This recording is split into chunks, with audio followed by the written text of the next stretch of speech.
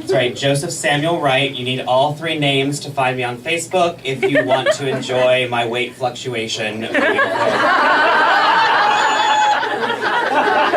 There's not that much fluctuation, it mostly just steadily increases. I don't want to intimidate everyone here, but I was actually a very successful drag performer back in New York. I once came 4th place in a citywide contest. They only announced 1 through 3, but afterward the promoter told me that I was definitely number 4. We were on our way back to his place. And some people think it's weird that I hooked up with this total stranger in full drag after I lost his contest. But it wasn't weird, okay? I took the wig off. No, dating in drag is easy compared to dating in your 30s, which I have recently entered. It's actually really hard. Well, it's actually hard a lot less often, but that's not what I mean. It's not that I'm 20 or more pounds heavier. It's not that my inner thighs are now the same consistency as like a worn out stress ball. It's mostly an energy thing. Like, I no longer have the energy to both have sex with you, and if it's bad, pretend that it's good. It's become too much for me.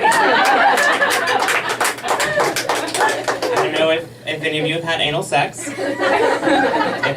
It can be really good, but it can also be not good. And I found that you don't know until you get into it which way it's going to go. I found that it's best if it goes shallow and toward the inside, but people go at all kinds of angles, and if they go at the wrong angle, not only do you have to take a dick and pretend that it's good, exhausting, you then have to stay up late when you get home scrubbing the blood out of your underwear. Too much? Sometimes it feels like too much when I'm living it, so I don't know. This will probably surprise no one here, but all of my exes are in like a lot of therapy. Not because I didn't, it's not me, like I don't ruin them all emotionally. They were in therapy when I found them. I like them that way. It lowers the pressure. And I always thought if they were fucked up enough, like they would never leave me. Which is not true. I learned.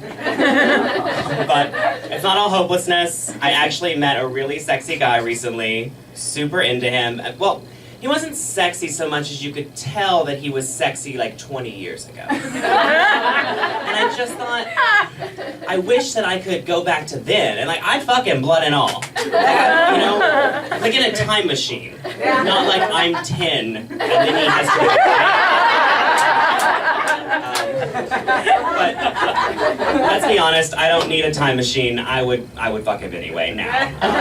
But that has less to do with who he is now and who he was 20 years ago, and a lot more to do with who I am now and who my father wasn't 20 years ago. That's not fair. I don't blame my dad for my childhood. That's unfair. He was not there. Thanks everybody, you've been great.